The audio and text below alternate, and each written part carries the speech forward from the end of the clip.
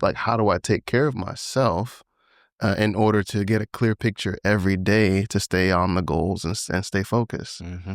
And it's kind of the same, when it comes to the discipline of, sports or soccer or whatever it may be. I didn't realize it was the same when it came to leadership and business, So I think the coaching experience really, you guided me and helped me to understand, okay, what's going to help take care of Charles so that Charles can take care of others. Yeah. Because for me, I'm always, my propensity is to serve and to take care of people, but I can't take care of people if I'm not taking care of Charles.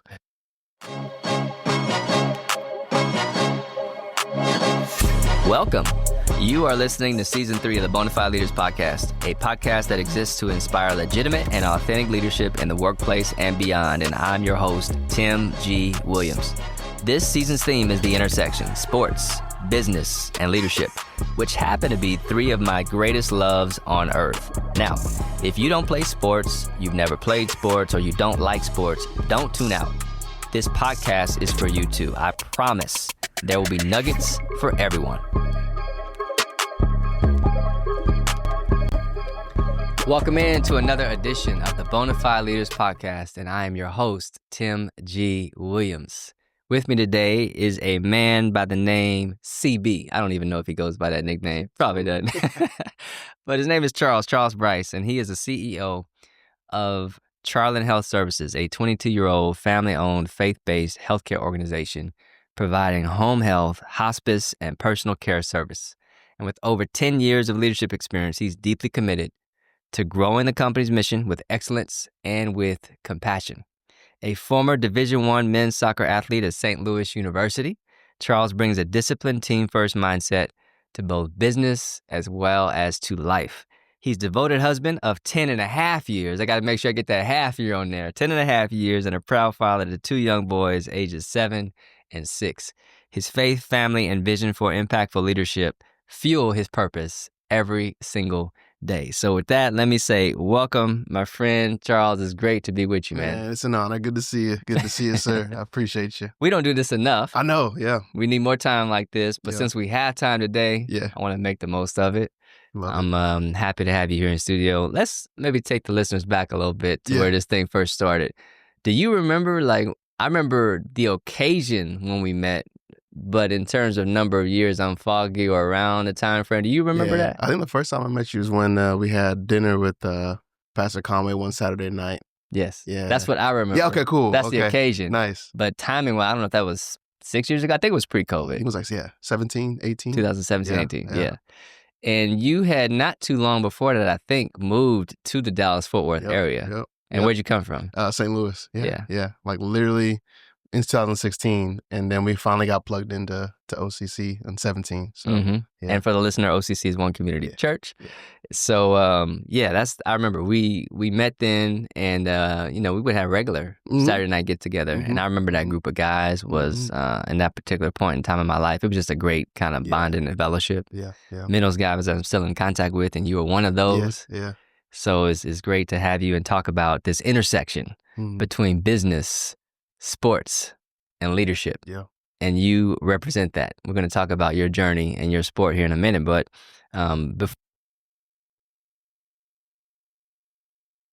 which was coaching. Yeah. It was, it's just crazy the way timing works. But it was some years ago, maybe 3 years back, we saw each other, and I don't know, something just said, just go talk and see what's going on. Yeah. Do you remember what was going on? Yeah. Back in that time? 100%. Talk about it. What's going on? I was just, I think I was just going through like a season of leadership where I was being challenged with the circumstance of the business. And I think we were talking, I think it was after service too. And we were talking, and I was telling you about what I'm going through. And you just were like, let's talk. You know? And then after that, I was like, this is what I need. I don't know what to do. I'm young. I'm learning the industry. I'm a clinician. Now I need to learn these leadership skills. How do I do that in a way that's still, excellent? And then you were like, well, I'm a coach. I said, I know what coaches are. So let's figure this out together. Because as an athlete, you know that type of that bond. And so I was like, okay, executive coach, man, tell me more. Right. And it was just a crazy thing because you were at a point of need and I was at a point of need. Yeah. I was wanting to build the business, build the practice. That's right. And, I could just sense, just having spent enough dinners with you, that things were heavy. So talk a little bit about, I want to hear the before and after. Yes. From your perspective. Yes. Something I've never really asked you in detail about. And so where were you? Where was the business? What was the leadership position that you were kind of facing before coaching? And then we'll talk about kind of where we went after that. Yes. So I think for me, not understanding leadership in terms of the business aspect, but in terms of, sports or different, or being a clinician, because I was a clinician. So taking care of patients, I knew leadership in that area, but I didn't know leadership from a business standpoint, from how do you galvanize people? How do you lead yourself well so that other people can follow? And I felt overwhelmed, so it was more at that time I was like, I'm not sure what to do. I know I have I feel like called to this. I feel like I can do it, but I just didn't know how. And I think that's when we first met, and it was just heavy. It was like super heavy because I was like, I don't know what to do with it. I don't know how to do it. I felt like I was fumbling, a lot. To use the football. Yeah, I feel like I was fumbling and making mistakes constantly. And it was just more in my, my view of what I felt like I was doing. Maybe from others, I didn't see it, but for me internally, I was like, man, I feel like I'm, not doing well. And then when we met, it was different because I was like, you were really just asking a lot of questions. It was getting all in the business. Yeah, no, but it was good. It was like piercing questions, to kind of unveil, okay, what's my why? Why am I doing this? Number one. Number two, how do I take care of myself in order to get a clear picture every day to stay on the goals and stay focused? And it's kind of the same, when it comes to the discipline of, sports or soccer, whatever it may be. I didn't realize it was the same when it came to leadership and business, So I think the coaching experience really, you guided me and helped me to understand, okay, what's going to help take care of Charles so that Charles can take care of others. Yeah. Because for me, I'm always, my propensity is to serve and to take care of people, but I can't take care of people if I'm not taking care of Charles. That's right. And you really helped me to kind of see that, really clearly. One of the things as a coach, we try our best to be neutral and not be biased. If you're a professional coach, that's what you're trying to do, okay? It's different than when you are a sports coach. In some ways, you're kind of not biased. In some ways, you are not neutral. But as an executive coach, my role is to be a neutral third party, but still an advocate for you, but I can't tell you what to do. And it was incredible for me as you would talk about what you believed to be true. And as I heard those words back, I would try to raise that mirror back to you to say, is this what you really believe to be true? And it was incredible for me to watch your eyes begin to open and have a different perspective on actually what you were doing that was working and that was right. Yeah. And that to me was the part, even as a coach today, no matter who I'm coaching, when that light bulb starts to come on, it's one of the best feelings ever. What was it like for you as you began to grow in your own awareness? I think it was, I mean, you said it perfectly. I think the light was shown and I was like, oh, wow, I did not realize that this is what I need to do. And like you said, you weren't really telling me what to do. You were like, you would pose a question and you kind of question, are you sure? Let's go through this together. And I think for me, it allowed me to see, I think, instill confidence to be able to be like, okay, a lot of times when you're not sure, there's confusion or you don't know the road to take or the path to take, you second guess yourself, and I think the awareness was able to help me see, okay, that this is what I need to do. Let's take it one day at a time. And, when we were talking, I get geeked about the big picture and you were like, let's see what we have today. And I'm sitting there thinking about 10, 15 years from now.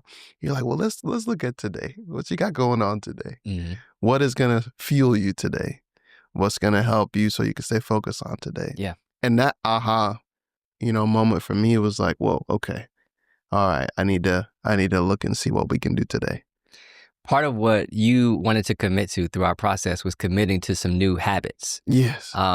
I remember the early morning workout, item, and I remember some other things. But can you talk about some of the practices that you put in place as a part of the coaching experience? It's crazy. This kind of feels full circle because like it's funny because like just a few weeks ago, I was thinking about like, man, the daily 8s constantly because I have it on my calendar still to this day.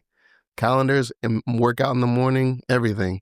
And then when you texted me about the podcast, I was like, God, it's so fun. This is crazy. Because I literally was like just remembering like, wow, this is the disciplines that we've put together. So what we did together was, you kind of looked and see what fuels me each day, what refreshes me. Because what was happening is I was going through the day and the day was taking control of me instead of me kind of setting my pace for the day. And we went through and, we're like, okay, what is going to help you stay focused? And so the morning routine, we walked through the morning routine. I still do that to this day. Had it this morning, Yeah. Woke up 5 a.m. Okay, go for the run, go for the workout, have my time of meditation, prayer. And so, we boiled it down to 8 daily 8s. And so for me, it's like an hour of marketing, an hour of finance. It's an hour of creativity. So kind of like whether it's kind of outside of, because that's just who I am. I'm creative. Absolutely. And we talked about that. Yes. That's a strength. And that was cool. That you don't want to give up. Yes. You want to be able to see how you can leverage that as CEO of this company. Yes. Right? You have to be a general manager in that role. How can we take this beautiful, magnificent piece of who you are and what you bring and still do these other things too? Yes. And that was an aha moment for me because I was like, oh, okay, I can still be me. And even though I don't like to manage and operate, like I'm not saying, like I'm just saying, like but it's like I can still be me and do it in my, like, put my own skin on it. And then the other part was, which was the biggest thing, is with 30 minutes spending time with the Lord, 30 minutes with my wife, just unhurried time every day, 30 minutes with the kids, unhurried time every day. And so all those daily 8s, it's on my calendar stacked. And so there's some days, where it gets a little hectic and that 30 is not 30, it's 10, 15. It's okay. I'm able to know that, okay, I gravitate towards that, and it's given some like amazing structure to my life, you know? And like I said, there's some days where I'm not able to hit all of them, but like I always go back to it, you know, and I see where I'm able to serve others better, because I'm refreshed. Yes. Yes. It's a beautiful thing. Yeah, man. It's crazy. when the leader is jacked up, sometimes it's tough for the organization to be right. But when the leader has their mind together, my experience, I found for my own self that, okay, I'm in a better situation to be able to be more impactful in a positive way for the organization that I'm leading. That's good. And it seems as if you got some fruit from that too. A lot of fruit. Last thing on this was, it also seemed like when we got started, even though we were primarily focused on personal development, leadership related aspects, there was also this business aspect. And there was payroll and some other challenges. Talk about that a little bit, where things were and kind of where things moved. Man, it's that was a big struggle. And I think it's because we're in healthcare and insurance is our payers, right? And so it's not like straight cash. It's you got a day sales where you're lagging to where you provide the service, and then you don't get the fees until later. And so me coming into the industry, I knew how to take care of patients, right? That one, care was good. That's one thing I know very well. But there's a whole nother side of healthcare. It's the business of healthcare. That's right. And so, for me, I would get overwhelmed because, I would be like, where do I start? I have this big vision and this is where we're at. And so just like the daily 8s, we kind of took chunks and said, okay, what can we do today? Okay, part of the daily 8s was our finances. Just go through it. And if there's concepts I need to learn, I would learn. So like in the last year, 2 years, I had to learn accrual accounting versus cash accounting. Nice. So I flipped the business over from cash to accrual. But that came from those small little daily habits over the last several years to be able to say, okay, what can I do today to learn a little bit more and grow? And and we had probably the hardest year of like my career the last 2 years, but because of those daily 8s, we're able to now come out of it, and it's been a blessing. So for those out there who are paranoid, particularly men, Yeah. Believe it or not, when I think about my client base, sometimes I get asked this by prospective clients. They're like, hey, do you coach this? Do you coach that? And I coach all types, Yeah. all ages, a wide range of ages and backgrounds and skills, primarily leaders and executives. But men, for whatever reason, tend not to want to raise their hand for help. Man. We were just talking before we got on camera about a man who does not want to raise their hand. Come on now. Even though the help is there and you need it, right? Yeah. What would you say to that listener out there who's contemplating the fact that, man, I'm in a tough spot. I could probably use some help, but I don't know if I want to go through this coaching thing. What do you say? Yeah, I think I would say, what are your goals? Like, what do you want? And if you're stuck at a place where you're not where you want, like, to be, then I think for that person, it's kind of look at yourself and say, okay, what do I need to do to get there? And so the reality of it is that it's not in yourself. It's going to have to be someone else who, knows how to do it. And we talked about this before, Michael Jordan, but then you have Kobe. Kobe mimicked everything about Michael Jordan. And he was honest with it. He was like, I'm going to copy everything he did. He's the best, and I want to be the best. That's it. So I'm going to copy I'm going to copy him. And so he literally just copied everything. There was a couple highlights we looked at that he would do fadeaways and it's the exact same movements of Michael. Mm-hmm. And so I think, Kobe knew, okay, I got to be the best. I got to figure out what the best does. And I think for someone who's like considering coaching, I think that's the key, right? Like, you want to be the best, you want to get better. That's the solution. Yeah. Find out from someone who's been there, and has done it and was successful, and learn from them. And then see yours, and then apply. You gotta apply. You can't just learn and not apply. Well, you could. That may not give you the result you want. Yeah. Ain't gonna help at all. Love it. All right, so look, let's make that shift to talk about this idea of sports. Yeah, and you've already made a few references, cool. So clearly sports is a part of you. Yeah. Man, I'm just curious because I've never asked you this. What was your first sport that you played, going way back? The very first sport you played, participated in that you remember? Man, it's just soccer. It was soccer? Yeah. Okay. It's always been soccer. Okay. Yeah, so who introduced you to the sport of soccer? My dad, yeah. Okay. Yeah, my dad, he played soccer back in Nigeria and then came to the States. And when I was a kid, he played in this like a league. I think it was a semi-pro league. Mm-hmm. And I just remember vividly as a kid, like going to the field and watching him play. And then I just remember the first image of him doing a bicycle kick. Oh, wow. And it was ingrained. I think I had to be like 4 or 5 or something like that. And I think from there, I was like, this is cool. And then from there, it was just always soccer and basketball. Those are the two. Yeah. Those are the two. Yeah. So what did you like? I mean, outside of the crazy bicycle kick. Yeah. I think my dad did a bicycle kick. Yeah. I would have been on soccer too. What other than that attracted you to the sport? I was fast. So it was cool because I could show my speed, like, I love track too, but, okay. I think just running by people was cool. It was just fun, like just to beat someone, as a kid, like you think of like the cartoons like Sonic or, Flash, Roadrunner. Me. Roadrunner, man, that's the best. And that was one of my favorite ones, actually, Speedy Gonzalez.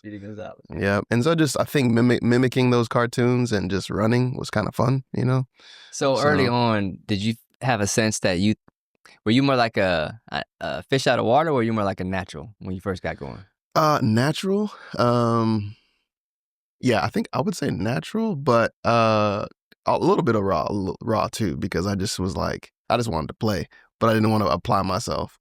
Like put the discipline in to do the tasks to get better and better and better. Mm-hmm. But I was just naturally like big, fast, like a raw talent. Yeah. Mm-hmm. So as a kid. So. Okay. And then you talked about basketball. Yeah.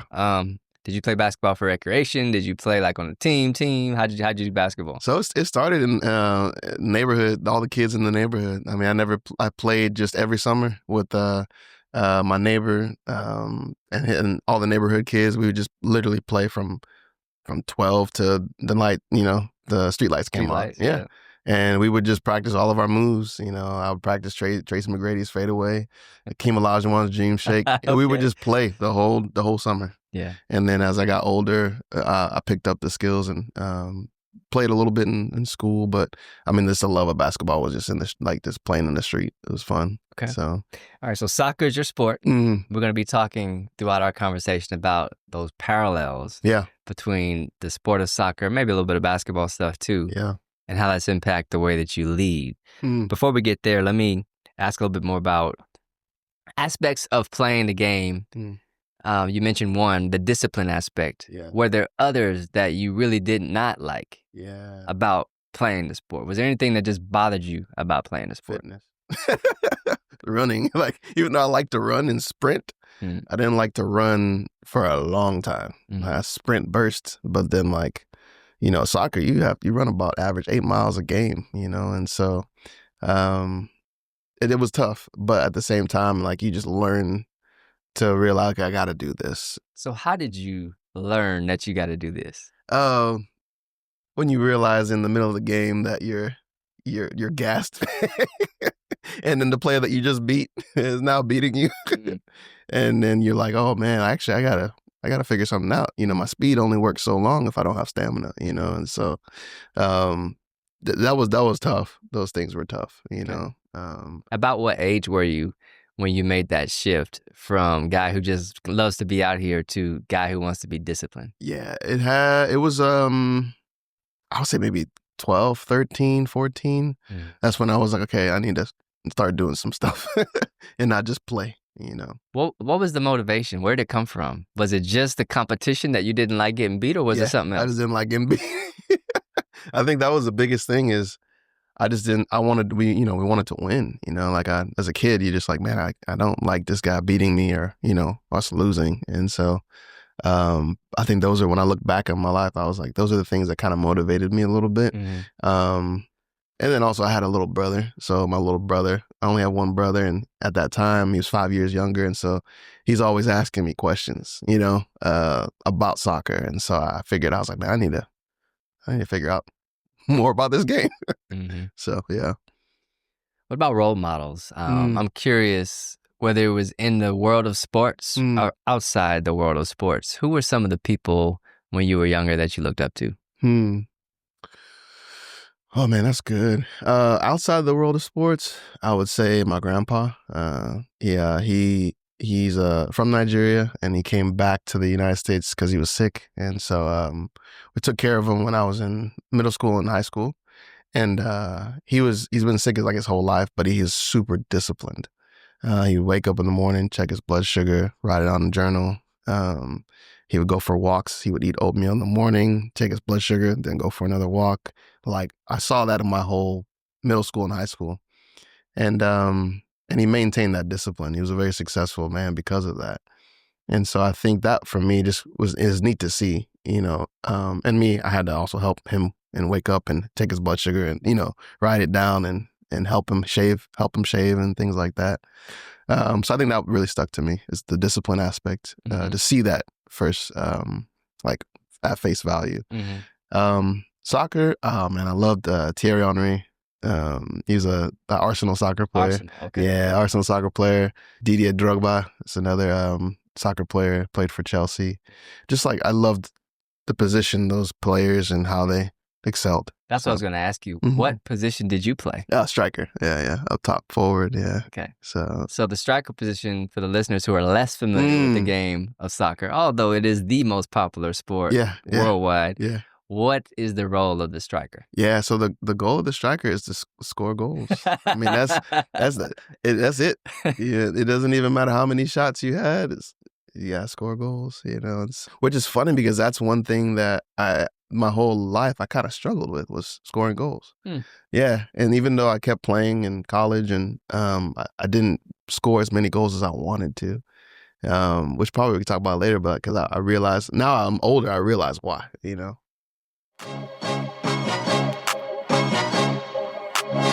Bonafide Leaders works with emerging leaders, established leaders, and executives. We exist to help you, your teams, and your business thrive, specializing in executive coaching, leadership development, organizational consulting, and keynote speaking services. Providing the absolute highest level of quality and service, we partner with our clients to help them grow, elevate their leadership effectiveness, navigate organizational change, culture, and leadership transitions, to advance employee engagement and retention, and raise bottom-line operations. If these are the kinds of problems you're seeking to solve and you're humble, hungry, and coachable, we might be a good fit. If that's you, reach out to me at bonafideleaders.com/contact. That's crazy. Yeah. Okay, well, you can't just leave that. Okay, let's talk about cliffhanger. Come on now. So what happened? Yeah. What got in the way? My coaches, in high school and college, they would always tell me like, you're 6'1", in college, 6'1", 208, 6% body fat, 4.4 speed. Like, you can go. You don't believe that you're that big and that good. Wow. And they would constantly tell me like, you got to play like you're the best player on that field. So mentally, I would struggle with that, the confidence to be able to say, I could take this person on and score. And I'm going to score. And so, but I would always go back and forth in my own heart about that. And so I think that kind of bled over to the business world, where when we talked and you were like, no, you just got to be confident. Do what you can do. And I think I've matured in that. But I think those are the main reasons. As a striker, you have to be super confident that you're going to score that goal. So, you have to practice over and over and over, because the confidence comes from practice. So, and as a striker, I'm just thinking about the soccer that I have watched at the high level, Premier League and whatnot. You rarely see a striker have opportunities. I would call it one-on-one. So that's the other thing to me about a striker, is that frequently you're outnumbered. Yes. You've got to come up with some creative way to get space and get the ball through the net. Can you talk about just that process, and maybe if there's any parallel to business with that? Yeah, you have to be, as a striker, you have to be innovative. Kind of funny to talk about innovation, but you have to be able to say, okay, how am I going to figure out, I need to score this goal. I need to help the team. My job is to score goals. And so whether it's making a run where, you don't really see the opportunity, or making a dash at the corner, or defending, or trying to get the ball, right? You're doing all these things. You're scrapping, really, to try to figure out a way to get a goal. And then when you get the ball, you turn, you shoot.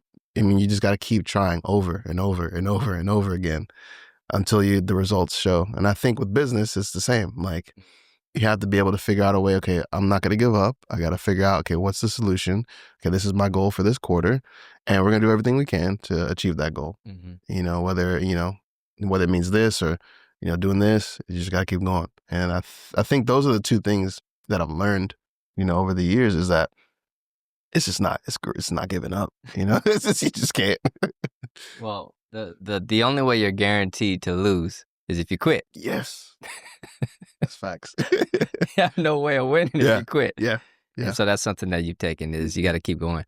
You said something earlier as you were describing the role of the striker, and I see this sometimes when I watch the games, and I'm a novice, my kid played, but I didn't play the game growing up, but I love the strategy that's involved with soccer. And to your point, as a striker, you sometimes have to, what they call, make a run. Yeah. That means you dash with a full sprint, careful to not be offsides, on the hope that something will develop and that the ball will get to you. Yes, yeah. And I wonder, what's that like as a healthcare executive? Sometimes not exactly knowing whether insurance will pay, when they'll pay, whatever. When do you ever face circumstances like that where you have to draw from soccer? Yeah. I think, man, that's so good, because to kind of go back to the soccer analogy that you made, that run usually is not sometimes for you. That run is for someone else.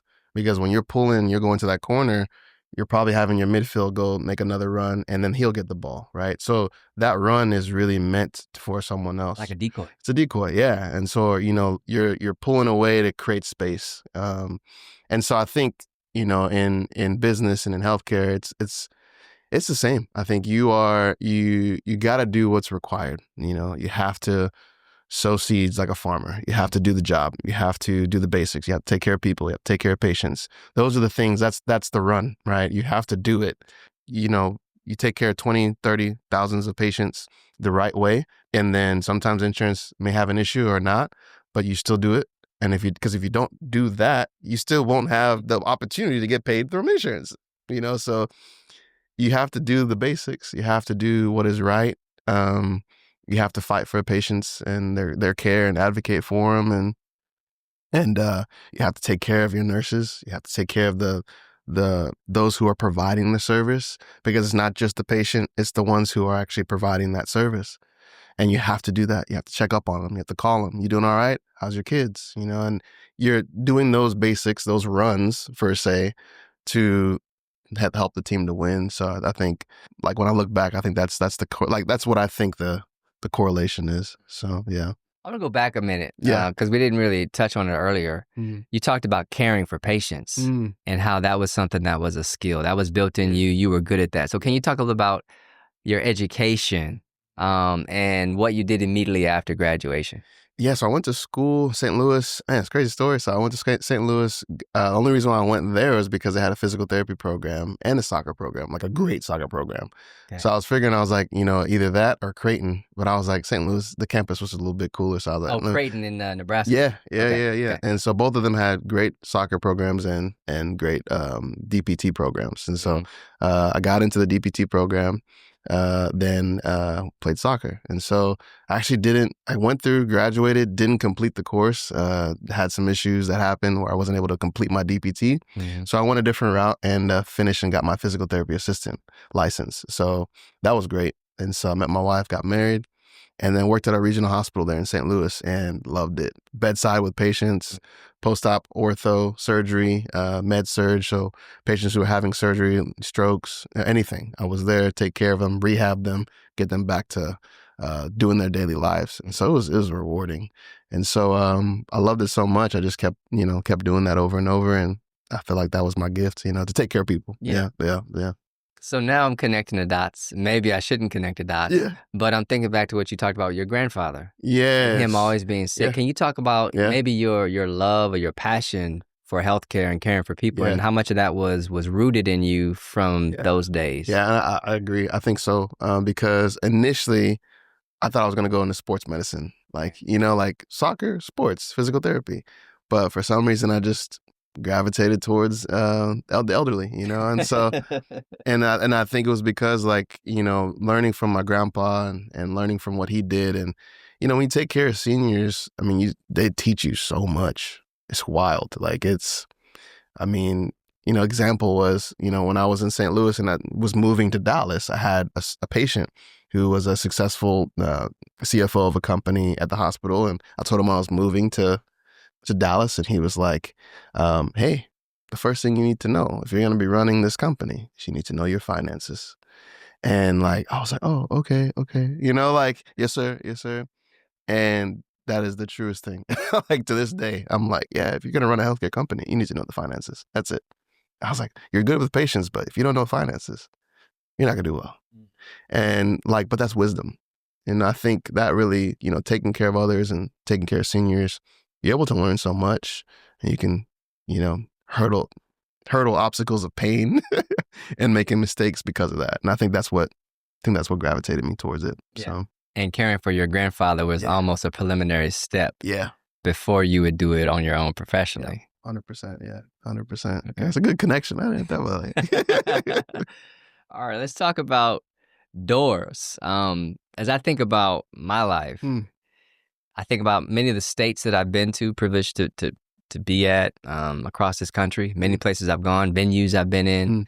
It's because basketball opened up those doors for me. And I'm curious for you, soccer. Yeah. In what ways has soccer opened doors for you? Yeah, I think honestly, soccer is what got me to get to St. Louis, because of that. Because you grew up here in Dallas. Yeah, right? 100%. And because of that, I was able to get into St. Louis and go into the school, and then it allowed me to apply for the doctorate program for physical therapy. And then it's crazy, then meeting my wife there at St. Louis, so and then St. Louis is a big soccer city, really? A massive, I think of baseball when I think of St. Cardinals, yes. But St. Louis is big because, they have a history of like the World Cup being there a long time ago. Okay. And they had like the USA national team was playing against different national. So it's just the culture is huge. And I didn't know that going there. But, when everyone said, oh, you play for St. Louis, you're like, oh, that's a big deal, in the whole city. Mm-hmm. And so that, that kind of, it does open up doors for you. Then working at a hospital, getting to know the president of the hospital, just it's a lot of doors. Sometimes sports can be equally, I'll call it top of the mountain, as well as bottom of the valley. Yes. And I'm curious for you, for me, no question, the most painful part for me was transferring 3 different times, taking 157 credit hours to get a 120-hour degree because a lot of those credits didn't transfer and coaches not really telling you the truth. Those are some of the painful lessons I learned from sports. What about for you? What were some of those lessons that you learned? Yeah, I think one of the most painful lessons I think for myself was I look back and I'm like, I should have believed more that I could do what that I could do. Like the coaches were telling me, hey, you have the ability. You just got to believe. You got to apply. And so I did the best that I could, but I didn't really take it to heart. And I look back, and all of us look back, like, man, if we had the mindset we have now, we were back then, we'd be killing them. Like, is that true? Like, yeah, that would be amazing. But that's the truth, and I think for, anyone who's like in college or D1 or in sports right now, like, listen to your coaches, man. They're telling you some good stuff, the good ones, right? They're telling you some great stuff. And if you could absorb it and really take it at face value. Now, this is just sports. Same thing with business, right? Like, if you can take it and absorb it and apply it and really like go with it, I feel like the best athletes are the ones that we look at that are like, man, they look like they're years ahead of what they are. Well, because they're probably absorbed it and took the instructions maybe from a coach who at a younger age and really applied it. Or like you have some like Luka. Man, we talk about Dallas, but that's tough. But controversial, sensitive subject right now. The wound is still there. But when you think about him, like you think about, the fact that he literally looks like the game slows down around him, right? Because he's probably applied himself so much when he was younger. And I think that's what, I look back on is like, like I try to do that. I have my 2 boys right now and one of them loves soccer. So I'm like, let me just teach him everything I know, drills. Let me encourage him. Let me instill confidence in him because what I was lacking, I was like, I want to be able to at least help him with that. And those are the things I think, the hard lessons that I've learned. Yeah, not fully believing in your capabilities and then applying it in the way that you do now, perhaps, from a mindset perspective. Do you remember one of the exercises we did in coaching? There was like an X and Y chart, and I actually to visualize it. And we talked about challenge and ability. And as it relates to you being a leader in healthcare and your company being the Chick-fil-A. Remember that? Healthcare. I said, where do you fit along this continuum? How does your ability and challenge meet up? The thing that I remember you saying is that, no, I actually believe I have the ability. The challenge is very high in this industry because of the dynamics involved in healthcare, the personal nature of it, the challenges with insurance, hospice, especially home health care, who pays, who does it, all those kind of factors, caring for nurses, all the complexities. We've talked about that. Yes. But then you realized that, I have the ability to meet the challenge before me. It's true, man. Talk about that awareness that you got then and how you leverage it today, if at all. Yeah, I think one of the things, just kind of going back to sports too, is this cool. We'll oscillate back and forth a little bit, but visualization. We did that a lot. Visualizing, but in soccer, like visualizing you scoring a goal, like just sitting down and running through plays in your head. I think the same thing is in business. Like it's visualizing myself having the ability. If you're a leader, if you've done sports before, now you're in business, like visualizing yourself succeeding and you have the ability now, just visualize it. The mind is amazing. Being able to map out things ahead of time and being able to see that and execute it gives you the ability to do it and the confidence to do it. And so I think for myself, it's now, we talked about daily affirmations, right? And so I still do those, and it's a constant process. It's a constant encouragement. If you don't encourage yourself, nobody will do it for you. And learning that has been a big thing. Is learning to be able to say, okay, yeah, I need to do this. I can do this. Yeah. We talked about turning the volume up and down as well. That was it. That was it. There's people who we need to amplify their voices in our life, and then there's others might need to turn down the volume and not allow that to impact us as much as it does. And there was so many great nuggets that we discussed.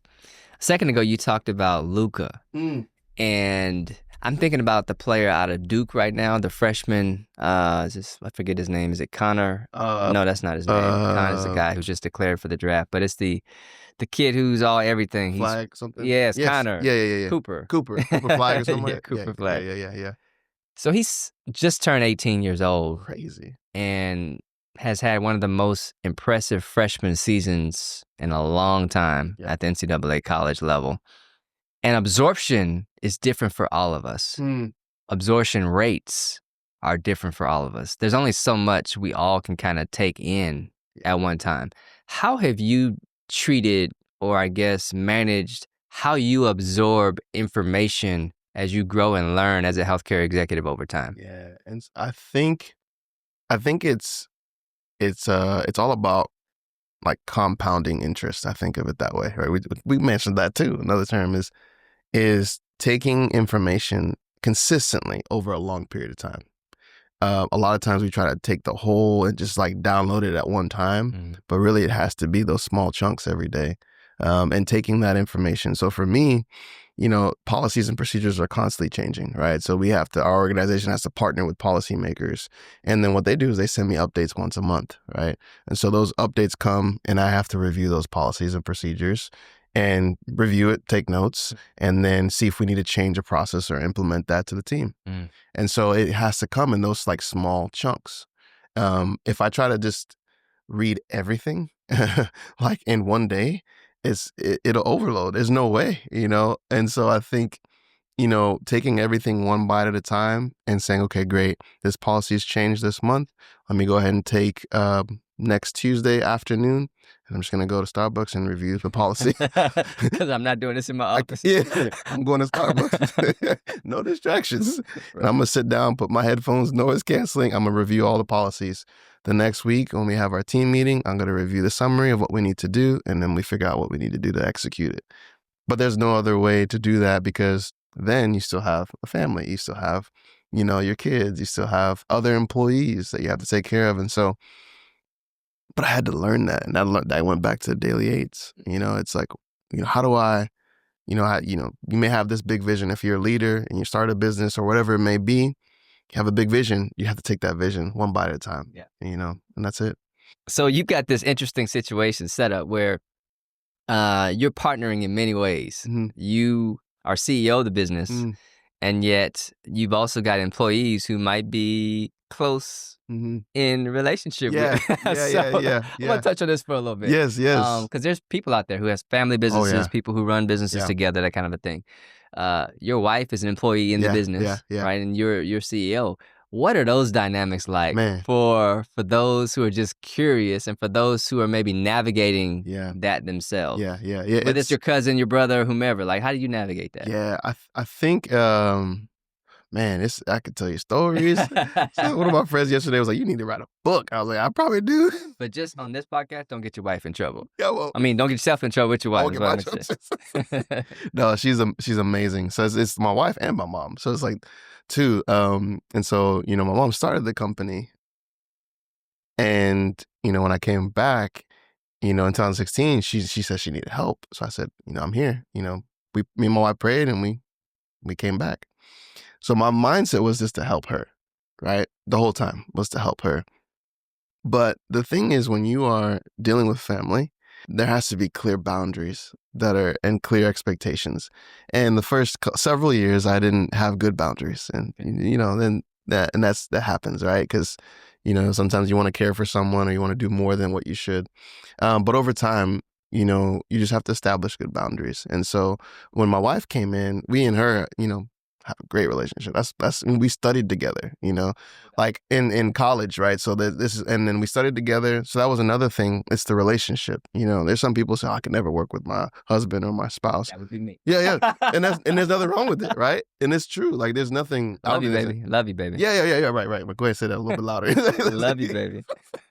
But there's nothing wrong with it, right? Yeah. And so, but like we had an affinity before. She was in nursing school and I was in physical therapy school. We go to classes and then we go to the Lewis Annex study in St. Louis. Shout out to you, Lewis Annex in St. Louis. And we'd study. She would study pharm. I studied exercise physiology.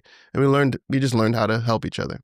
Then when we both graduated, we both worked at the same hospital in St. Louis. So she would do the night shift and I would work the day shift. So we had an affinity. We created these boundaries to say, hey, if I'm frustrated, I'm never frustrated at you. I'm frustrated at the situation.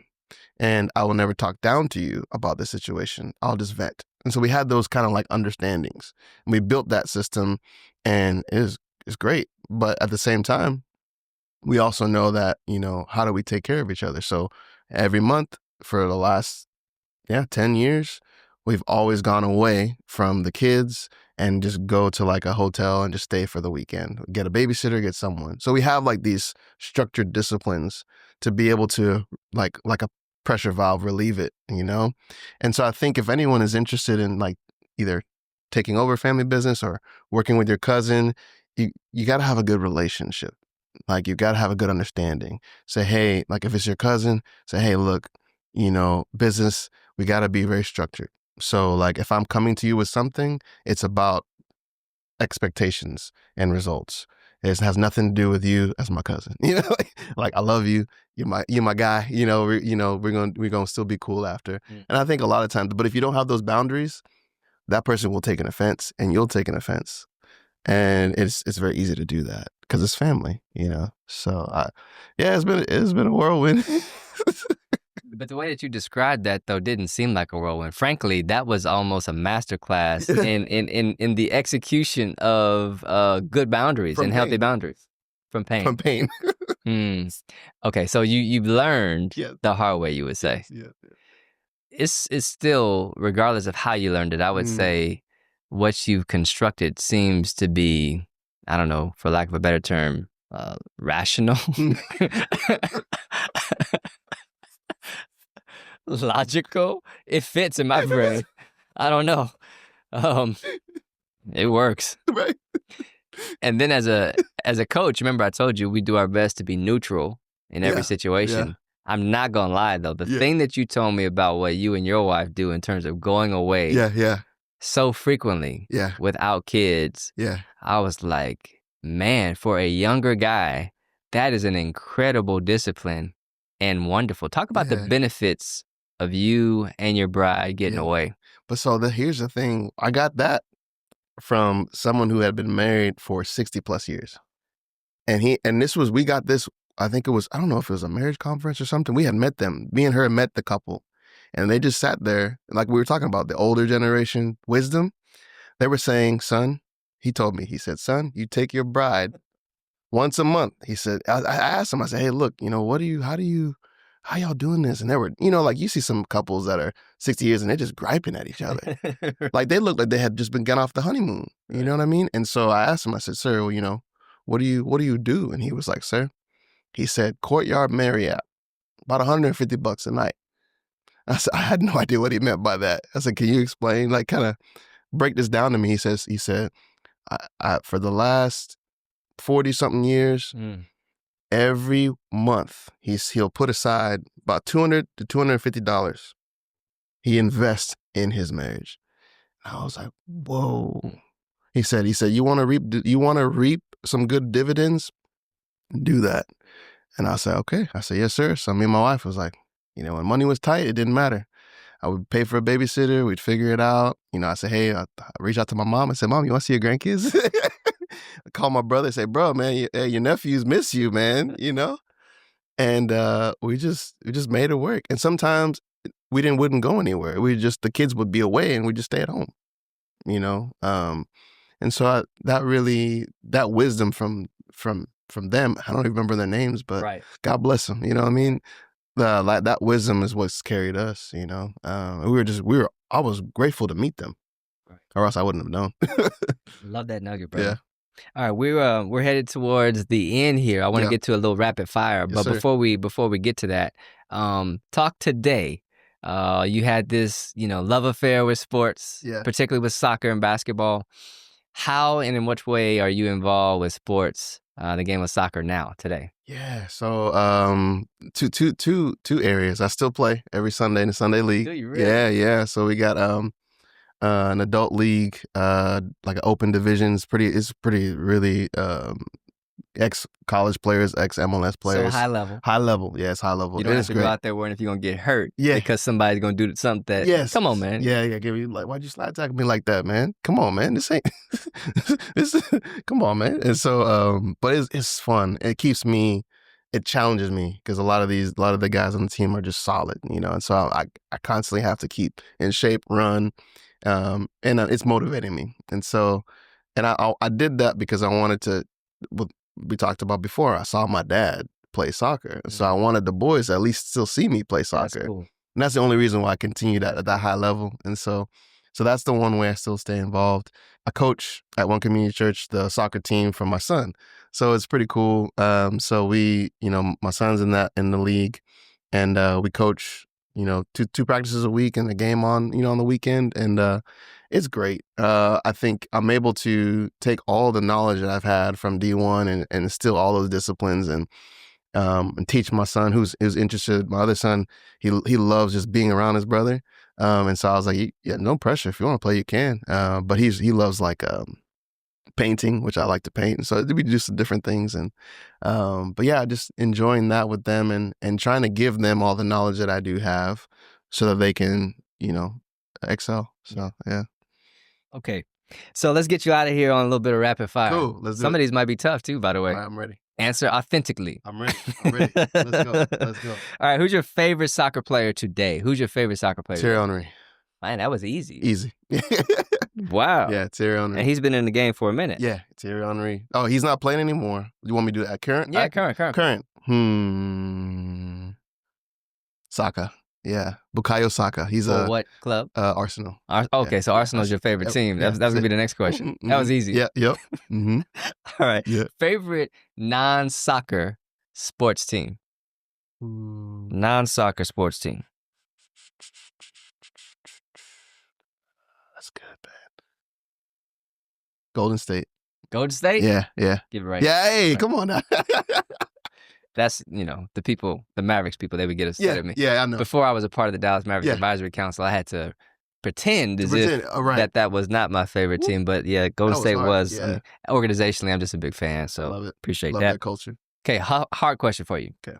Someone out there is contemplating, they're a student like you maybe, or maybe they are considering a career change or shift. I'm going to ask you both sides of the coin because I think both are important. Worst part of the healthcare industry? Worst part? They don't adjust for inflation for payments, which is tough. Non-inflationary adjustment. Yeah. It's just tough. Insurance rates, Medicare, you have to offset that with more volume and less cost. So it's tough. Yeah. Just being honest. No, it's good. Flip side. Yeah. What's the best part of healthcare?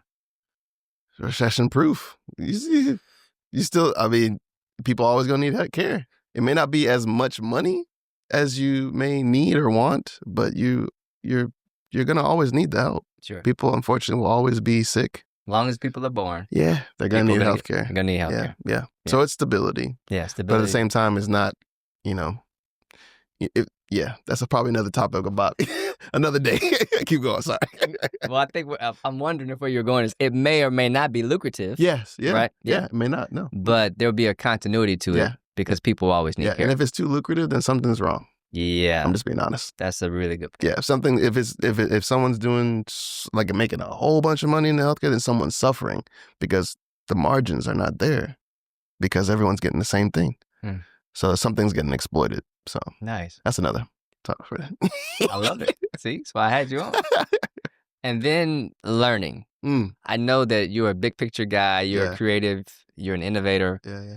I'm curious, what are you learning? What are you reading? Maybe about your industry, maybe not about your industry right now. What's going on? What's happening? What are you thinking about? AI. Yeah. Okay, talk a little bit more about AI in healthcare or AI in general. AI in general. So, we incorporated an AI system to help some of our nurses. So, like, a lot of their time is done charting. And so there's an AI system that we incorporated that allows them to, what would took them 2 hours to chart is now taking them 20 minutes. Physical charting with the pencil pen. Yeah, it's Oasis, which is a home health specific type of documentation system. Takes about 2 hours to do an assessment, about an hour and a half if you're really good. Now AI will condense that to 20 minutes. So it's amazing. So what we're doing is we're incorporating that, and then also looking to see what other offsets AI can do to decrease overhead costs, because like we talked about before, there's no adjustments for inflation.